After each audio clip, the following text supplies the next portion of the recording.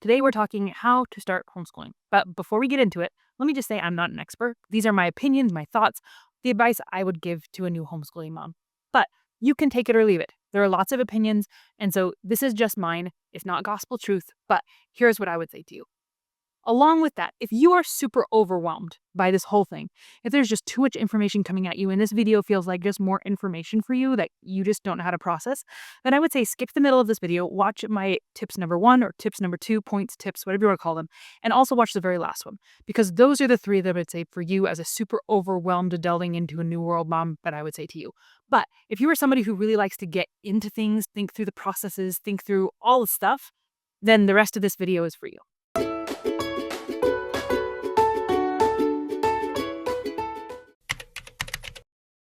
1. And I think this is probably the first step for anybody. You need to decide if you're committed to this. Because if you're not committed to this, you will not finish it. Homeschooling is not easy all the time. It is so rewarding. It is so great some of the time. But sometimes it's just plain old maddening and exhausting. So I would say the very first thing I would advise anyone who's delving into the new world of homeschooling is you have to commit. You have to decide if this is going to be worth it to stick through when it gets hard. I don't want to go into the weeds on this. So if you're interested in a little bit more of my thoughts on this, on sticking, like if homeschooling is worth it for you, I do have a completely different video I've done on this topic. I will link it above or below. So check that out if you want to go a little deeper into that. But I would say before you jump into this, decide this is for you or this is not for you. Is it something that you are going to say, yep, I'm going to do it even when it gets hard? Or is this, I don't really know, we're just going to try it out? Because not that you can't try it out. I'm not saying don't try it out. I'm just saying it's not always easy. And if you have not committed to this, I would wager that down the road, it will not be for you. Tip number 2, find out your state's legal requirements. That's a must. You just need to know what your state requires. And the resource I would recommend for this is HSLDA's website. I will link it below. I'll try to link to this page where you can click on your state and it will show you the legal requirements for your state. You need to get those figured out first. If you need to pull your kid from public school and your state that's challenging, you don't know what to do, HSLDA is a great resource. You can sign up to their membership, which isn't super expensive, and you can have legal advice. You can have all of their information laid out for you. But even if you don't want to sign up for their membership, there's a ton of free resources on there. As a beginning homeschool mom, for anything legal, I would highly recommend them. 3.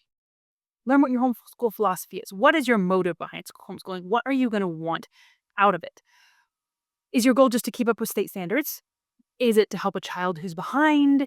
Is it to develop the character of your child with an education? Or are you shooting for Harvard? Like, what is your goal for homeschooling? Because that will shape the curriculums you choose, the many hours of day you use, just what you're going to go towards. If you don't understand why you're homeschooling and what you want out of it for your child, I think it will be harder to know what resources to pick out of the plethora of resources that are out there.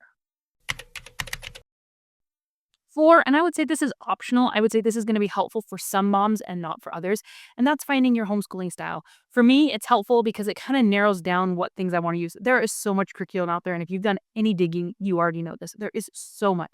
So to kind of learn what your homeschooling style is, kind of just narrows the field a little bit. It's like, oh, no, that's not me. You know, if you're into unit studies, if you're into classical Charlotte Mason, all of these things, and there is a lot of videos out there. I don't have one personally, but there's a lot of videos out there kind of describing what each of these styles are, so you could check something of that nature out.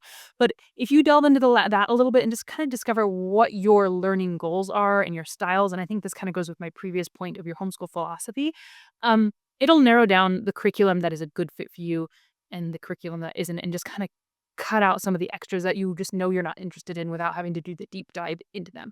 I would say along with that, learning what you enjoy teaching. How do you enjoy teaching? Not just your homeschool style, like what you believe in, but like, do you like games? Do you like experiments? Because like, okay, science. If you hate experiments, that narrows down that science field a whole bunch. Just get rid of all the ones with experiments. If you just know that will not happen, it's just ever always going to get skipped because you hate it, don't do it. Do you love or hate worksheets? So these kind of things, what is your teaching style? And with that, what is your child's learning style will really narrow down your curriculum field as well. And you may not know that all up front, but just kind of keep an eye on those things even as you start your first year and delve in. What is being what is helping you teach well and love teaching, and what is really hindering that, what is helping your child learn well and love learning, and what is hindering that. And so I would say not the most important and not something that I think everybody needs to know what their homeschool style is before they begin, but it can help kind of narrow things down a little bit. Okay, my number 5, my last point. Pick something. Try it. You will not ruin everything. You will not ruin your homeschool if it doesn't work. You can swap curriculums. Like, I know there's this idea of I gotta find it. Just try it. If you don't like it, you will learn that and you will learn from it and you will move on and pick something that you like better next time. Like, it's okay, especially if your children are in the early elementary years, you're not ruining your child by messing up the curriculum pick that you choose. And what I would really recommend is for those moms who are super overwhelmed, this is for you. Just pick like an all-in-one curriculum for your first year of homeschooling. This is my opinion.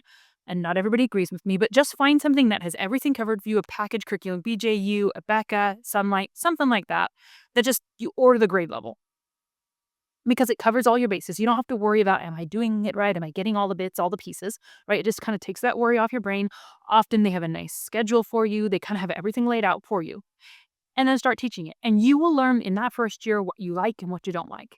And next year, you may decide, oh, we love this. We're going to stick with all in one because it's easy. Or next year, maybe like, I didn't really like this about it.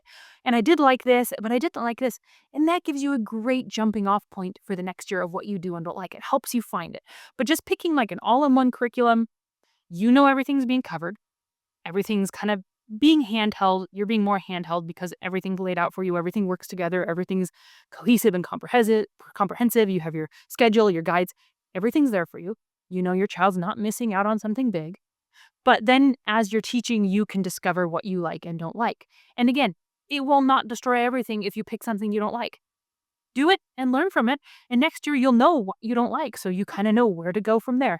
And you'll continue to refine and hone what you do and don't like and pick the things that are best for you. But it gives you a place to jump in, dabble your feet in homeschooling, figure out what works well for you without feeling like you're messing up your kid and missing big pieces.